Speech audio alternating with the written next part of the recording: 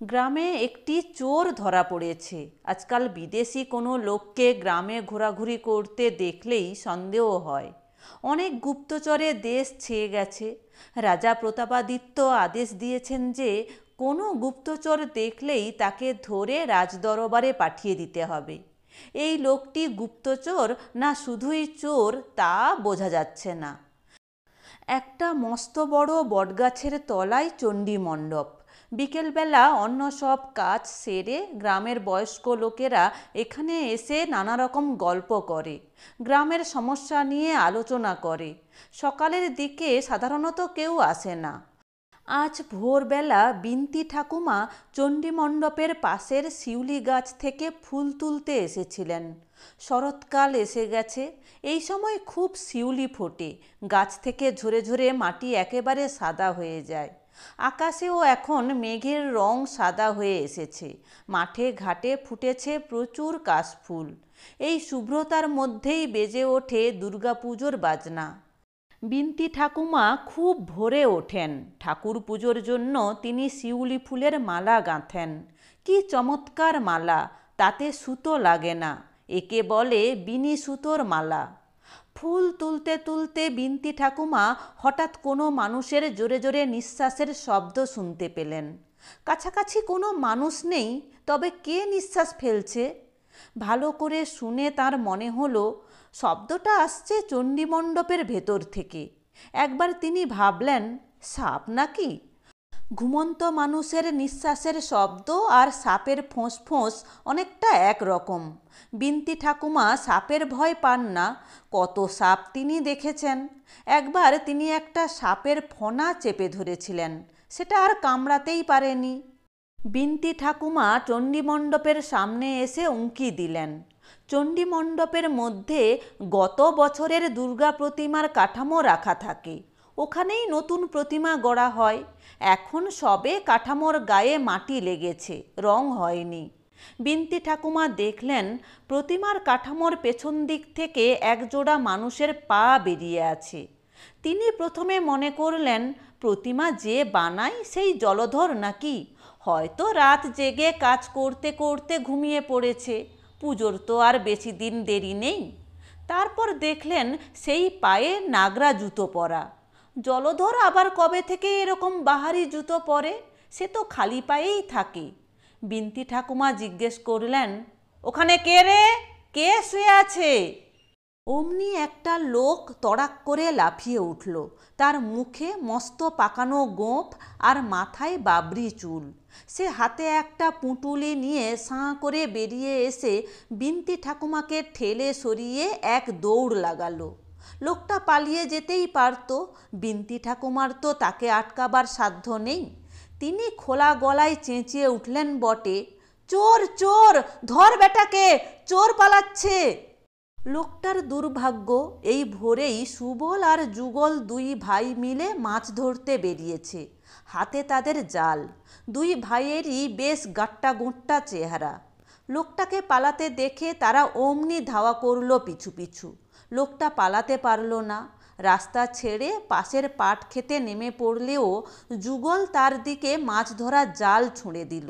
সেই জালে আটকা পড়ে গেল মানুষটা। সুবল তাকে চেপে ধরল। পাট গাছগুলো মানুষের চেয়েও বড় বড়। সেই ক্ষেতের মধ্যে কেউ ঢুকে পড়লে তাকে খুঁজে পাওয়া খুব শক্ত। লোকটা তার আগেই ধরা পড়ে গেছে। তারপর যুগল আর সুবলের চেঁচামেচিতে ছুটে এলো গ্রামের অনেক মানুষ। লোকটাকে টানতে টানতে এনে বেঁধে রাখা হলো একটা খুঁটির সঙ্গে। তার পুঁটুলির থেকে পাওয়া গেল দুখানা সোনার হার। সোনার হার যখন পাওয়া গেছে তখন নিশ্চয়ই লোকটা চোর। কিন্তু চোরেরা তো চুরি করে রাত্রিরেই পালিয়ে যায়, ঘুমিয়ে থাকবে কেন? একজন বলল, চোরের মাথায় বাবরি চুল থাকবে কেন? ওরকম গোঁফও থাকে না। তা শুনে অনেকেই ঠিক ঠিক বলে মাথা নাড়ল। কোনো চোরের গোঁফ দাড়ি থাকে না, আর মাথা প্রায় ন্যাড়া থাকে। না হলে ধরা পড়লে তাদের চুল দাড়ি টেনে শাস্তি দেবার সুবিধে হয়। চোরেরা জুতোও পরে না, জামাও পরে না, নেংটি পরে গায়ে তেল মেখে রাখে, যাতে কেউ জাপটে ধরলেও সরাত করে পিছলে যেতে পারে। তাহলে কি গুপ্তচর? কিন্তু গুপ্তচররা লুকিয়ে বা ছদ্মবেশে খবর নিতে আসে, তারা তো চুরি করে না। এই গ্রামের পাশেই একটা গড় বা দুর্গ আছে, সেখানে প্রতাপাদিত্য অনেক সৈন্য রেখে দিয়েছেন, সেই জন্যই গুপ্তচররা এদিকে আসে। লোকটা চোর না গুপ্তচর এই নিয়ে গ্রামের লোকেদের মধ্যে তর্ক বেঁধে গেল। চোর হলে নিজেরাই কিছু শাস্তি দিয়ে ছেড়ে দেন, বড় চোর হলে ডান হাতের আঙুলগুলো কেটে নেয়, আর গুপ্তচর হলে পাঠাতে হয় রাজার কাছে। প্রতাপাদিত্য গুপ্তচরদের এক কোপে গলা কাটার আদেশ দেন। তর্ক যখন মিটছে না, তখন পুরুতমশাই বললেন, ঠিক আছে, মির্জা সাহেবের ছেলে কাসেমকে ডাকো। মির্জা সাহেবের 7 ছেলে মেয়ের মধ্যে সবচেয়ে ছোটটির নাম কাসেম। তার বয়স 11, রোগা পটকা চেহারা, শুধু চোখ দুটি যেন কাজল টানা। অন্য ভাই বোনের তুলনায় সে একেবারে আলাদা। সে পাঠশালায় যায় না, মাঠের কাজ করে না, বনে জঙ্গলে একা একা ঘুরে বেড়ায়, কারুর সঙ্গে মেশে না, কথাও বলে না, সে আপন মনে থাকে। একা একা গান গায়, অনেকটা পাখির শিসের মতন। গ্রামের লোকেরা দল বেঁধে এসে বলল, মির্জা সাহেব, আপনার ছোট ছেলেটাকে যে একবার চাই। সব ব্যাপার শুনে মির্জা সাহেব বললেন, অবশ্যই অবশ্যই, দেখা যাক না ছেলেটা এর ফয়সালা করতে পারে কি না। কোথায় কাসেম? সে তো বাড়িতেই থাকতে চায় না। খোঁজ করে দেখা গেল সে পুকুর ধারে একটা বকের পাশে চুপটি করে বসে আছে। মানুষ অত কাছে এলে বকরা উড়ে যায়, এ বকটি কিন্তু উড়ে যায়নি। কাসেম লোকজন দেখেই পালাতে চেষ্টা করলো। এরকম ব্যাপারে তাকে অনেকবার ডাকা হয়েছে, সে যেতে চায় না। তবু লোকজন দৌড়ে গিয়ে তাকে ধরে ফেলল, কিন্তু কেউ তাকে বকুনি দিল না। কয়েকজন মিষ্টি করে বলল, চল বাবা চল, তোকে মিঠাই খেতে দেব। একজন লোক প্রায় কোলে করেই নিয়ে এলো কাসেমকে সেই চণ্ডী মণ্ডপের কাছে। তাকে দাঁড় করিয়ে দেওয়া হলো সেই ধরা পড়া লোকটার সামনে। লোকটি এর মধ্যে বেশ কিছু চড় থাপড় খেয়েও নিজের নাম বলেনি, একবারও মুখ খোলেনি। সে কটমট করে চেয়ে রইল কাসেমের দিকে। পুরুতমশাই বললেন, বাবা কাসেম, তোর কোনো ভয় নেই, তুই ঠিক করে বল তো এই লোকটা কে, কোথা থেকে এসেছে। কাসেম আস্তে আস্তে এগিয়ে গিয়ে ডান হাতের এক আঙুল দিয়ে লোকটির বুক ছুঁয়ে দিল। তারপর আস্তে আস্তে বলল, এর নাম রহমত খান, সেনাপতি মানসিং ওকে পাঠিয়েছে। খুঁটিতে বাঁধা লোকটি থরথর করে কাঁপতে লাগলো। তারপর কাঁদতে কাঁদতে বলল, আমায় মারবেন না, দয়া করুন, দয়া করুন, রাজার কাছে পাঠাবেন না। আমি এক বাড়ি থেকে সোনার হার চুরি করেছি, আমায় চোরের শাস্তি দিন। কাসেম ছুটে চলে গেল সেখান থেকে। সে আর লোকটির শাস্তি দেখতে চায় না। কাসেমের এই এক অদ্ভুত শক্তি, সে যে কোনো মানুষের মনের কথা বুঝতে পারে। তার সামনে কেউ মিথ্যে কথা বলতে পারে না। সে একবার ছুঁয়ে দিলেই মানুষ বদলে যায়। মাত্র 1 বছর আগে থেকে কাসেমের এরকম ব্যাপার হয়েছে। গ্রামের আশেপাশে অনেক জঙ্গল, সেখানে সে ঘুরে বেড়ায়। পাখিদের ডাক নকল করতে করতে সে অনেক পাখির ভাষা শিখে গেছে। একদিন চালতা বাগানে সে একটা অদ্ভুত পাখি দেখেছিল। প্রায় চিলের মতোই বড় সেই পাখিটার কিন্তু গায়ের রং গাঢ় নীল আর ঠোঁটটা হলুদ। চালতা গাছের ডালে বসে পাখিটা কাসেমের দিকে তাকিয়ে বারবার ডাকছিল। কাসেম অবশ্য সেই পাখিটার ভাষা বুঝতে পারেনি, কিন্তু তার মনে হচ্ছিল পাখিটা তাকে কি যেন বলতে চায়। একটু পরে পাখিটা উড়ে যাবার সময় তার একটা পালক ফেলে গেল কাসেমের সামনে। সেই লম্বা নীল পালকটা হাতে তুলে নিতেই কাসেমের সারা গায়ের লোমগুলো যেন খাড়া হয়ে গেল। বেশ খুশি খুশি ভাব হলো। নীল পালকটা সে রেখে দিয়েছে বালিশের নিচে। তাদের ঠিক পাশের গ্রামে একটা পাজি লোক থাকে, তার নাম জনার্দন। সে প্রত্যেক দিন পাখি শিকার করে বেড়ায়। তার হাতে একটা গুলতি থাকে, তার দারুণ টিপ। টিয়া, হরিয়াল, ডাহুক, ইষ্টকুটুম, বউ কথা কও, বুলবুলি, এইসব কত পাখি যে সে মারে তার ঠিক নেই। তার নামই হয়ে গেছে পাখি মারা জনার্দন। লোকটাকে দেখলেই কাসেমের রাগ হয়। পাখিরা যে তার বন্ধু, কিন্তু সে বয়সে অনেক বড়, কাসেম আর কী করে তাকে বাধা দেবে। একদিন একটা সুযোগ এসে গেল। ওই গ্রামেরই জমিদার বাড়ির মন্দিরের সোনার রাধাকৃষ্ণ মূর্তি চুরি গেছে, তাই নিয়ে হুলস্থুল কাণ্ড। গ্রামে ছোটোখাটো ডাকাতি আর চুরি তো লেগেই থাকে, কিন্তু মন্দিরের ঠাকুর চুরি করতে চোরেরাও সাহস পায় না, সব চোরেরাই ভয় পায়। জমিদার বাবু রেগে আগুন। তিনি হুকুম দিয়েছেন, যেমন করেই হোক চোর ধরতেই হবে। তার সেপাহীরা ৩ জনকে ধরে এনেছে। জমিদার বাবু তাদের বিচার করবেন। বহু লোক ছুটে গেছে সেই চোরেদের বিচার দেখতে। কাসেমও গেছে তার 2 দাদার সঙ্গে। একজন চোরকে চাবুক মারা হচ্ছে, আর জমিদার বাবু দাঁত কিড়মিড় করে বলছেন, বল বল, কোথায় রেখেছিস আমার মন্দিরের ঠাকুর? চোর 3টে শুধু হাউ হাউ করে কাঁদছে। সেই ভিড়ের মধ্যে দাঁড়িয়ে আছে পাখিমারা জনার্দন। তার মুখখানা হাসি মাখা। তার দিকে তাকিয়ে কাসেম দারুণ চমকে উঠল। তার শরীরে আবার রোমগুলো খাড়া হয়ে গেল। সে যেন শুনতে পাচ্ছে জনার্দনের মনের কথা। সে আরও কাছে গিয়ে জনার্দনের গা ঘেঁষে দাঁড়ালো। এবার সে স্পষ্ট শুনল। জনার্দন মনে মনে বলছে, আমায় কেউ ধরতে পারবে না আমি মূর্তিটা কোথায় রেখেছি, তা কেউ খুঁজেও পাবে না। আমার উঠোনের তুলসী গাছের নিচে অনেকখানি গর্ত খুঁড়ে। কাসেম এক লাফে জমিদার বাবুর সামনে গিয়ে বলল, হুজুর, এরা কেউ চোর নয়, চোর ওই গুলতিওয়ালা লোকটা। ওর বাড়ির তুলসী গাছের তলায় খুঁড়ে দেখতে বলুন। একটা বাচ্চা ছেলে জমিদার বাবুর সামনে এসেছে দেখে একজন সেপাই তাকে ঠেলে সরিয়ে দিতে গেল।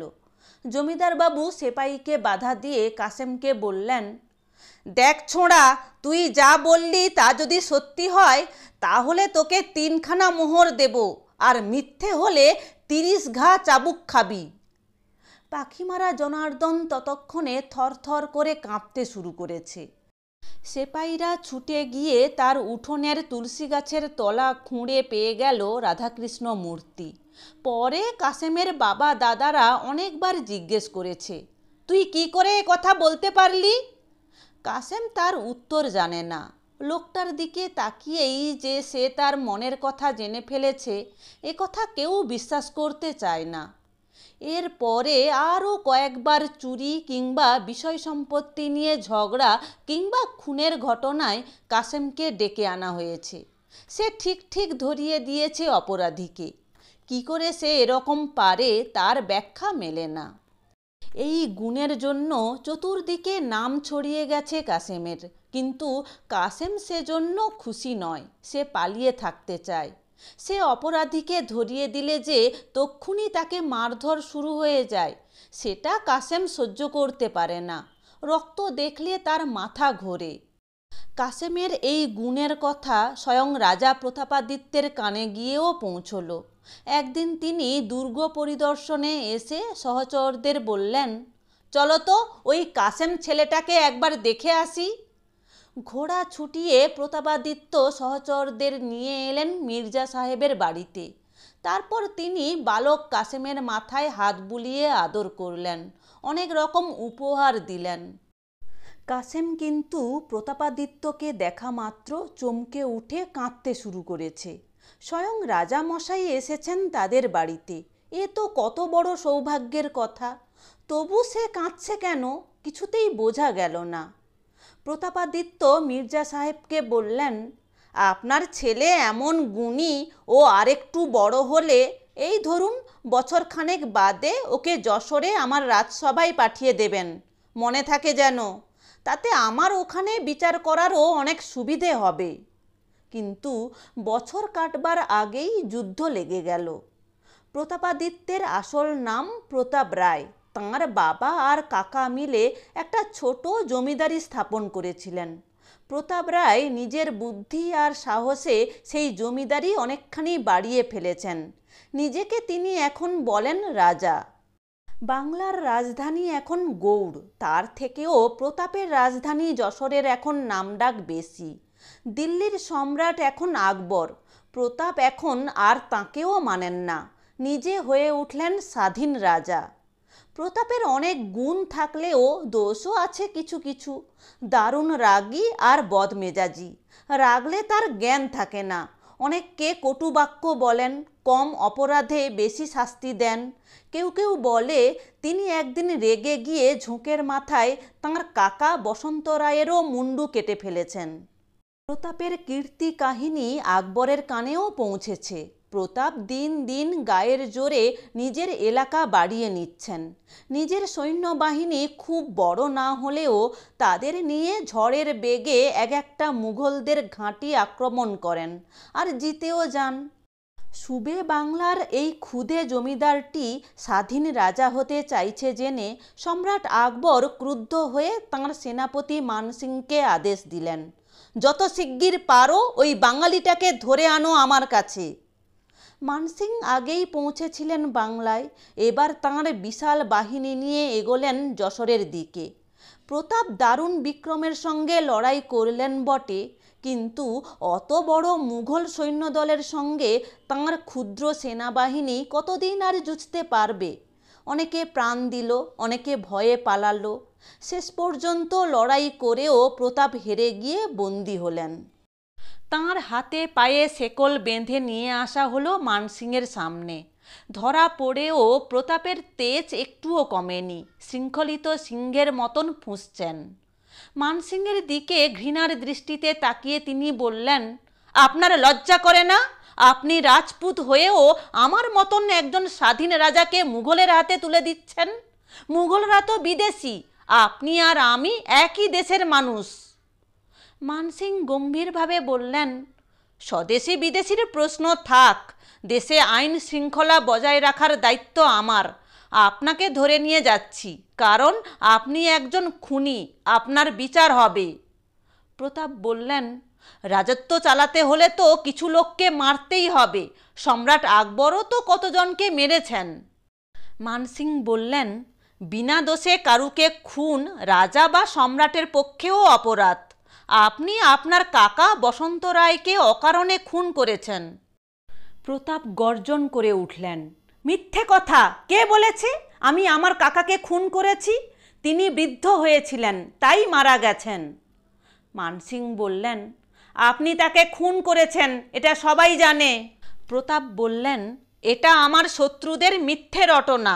রাজত্ব চালাতে গেলে কিছু শত্রু হয়ই। মানসিং বললেন, বসন্ত রায়ের ছেলে কচু রায় দিল্লি গিয়ে সম্রাট আকবরের কাছে নালিশ জানিয়েছেন। প্রতাপ বললেন, সেটা তো একটা সত্যি কচু, নিজের কিছু এলেম নেই, তবু আমার রাজত্বের ভাগ চেয়েছিল, তা দিইনি বলেই এইসব মিথ্যে কথা বলে যাচ্ছে। মানসিং তাঁর এক অনুচরকে বললেন, 10 জন সাধারণ মানুষকে ডেকে আনো তো, তারা কি বলে দেখা যাক। প্রতাপ হিন্দু মুসলমান সব প্রজাদের মধ্যেই জনপ্রিয় ছিল। দিল্লির বাদশাহ ততদূর থেকে বাঙালির সুখ দুঃখ কী বোঝেন। প্রতাপ তবু এখানকার মানুষদের দিয়েছিলেন স্বাধীনতার স্বাদ। সেই 10 জনের কেউই প্রতাপের বিরুদ্ধে সাক্ষ্য দিল না। সবাই বললেন, আমরা ওই খুনের কথা কিছু জানি না।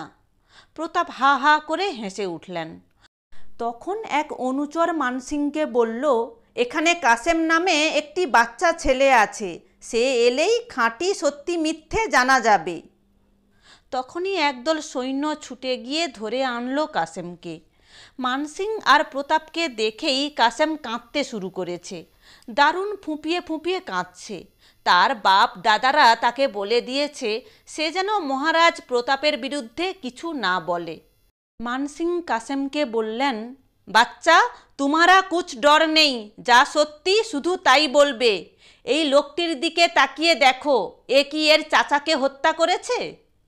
কাসেম কিছু না বলে কাঁদছে। এবারে প্রতাপের সারা শরীর কাঁপতে শুরু করলো। তার মনে পড়ল প্রথম দিন তাকে দেখেই এ ছেলেটি কেঁদেছিল। এ ছেলেটি সত্যি কথা জানে, এর মুখ দিয়ে নাকি মিথ্যে বেরোয় না। কাসেম আঙুল দিয়ে প্রতাপকে ছুঁয়ে নিল একবার, মুখে কিছুই বলল না। প্রতাপ কাঁপতে কাঁপতে বসে পড়ে বললেন, হ্যাঁ, আমি আমার কাকা বসন্ত রায়কে হত্যা করেছি রাগের মাথায়। আমার ধারণা হয়েছিল তিনি চক্রান্ত করে আমার রাজ্য কেড়ে নেবার জন্য মুঘলদের সঙ্গে হাত মেলাচ্ছেন। সেটাই আমার জীবনের চরম পাপ। সেজন্য আমাকে শাস্তি পেতে হবে জানি। মানসিং, আমাকে শাস্তি দিন।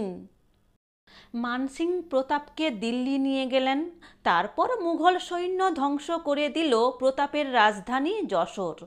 প্রতাপের মৃত্যুর সঙ্গে সঙ্গে একজন বাঙালির স্বাধীন হবার স্বপ্নও মিলিয়ে গেল। ইতিহাসে এসবই লেখা আছে, শুধু ছোট্ট কাসেমের ভূমিকার কথা লিখতে ভুলে গেছেন ইতিহাস লেখকরা।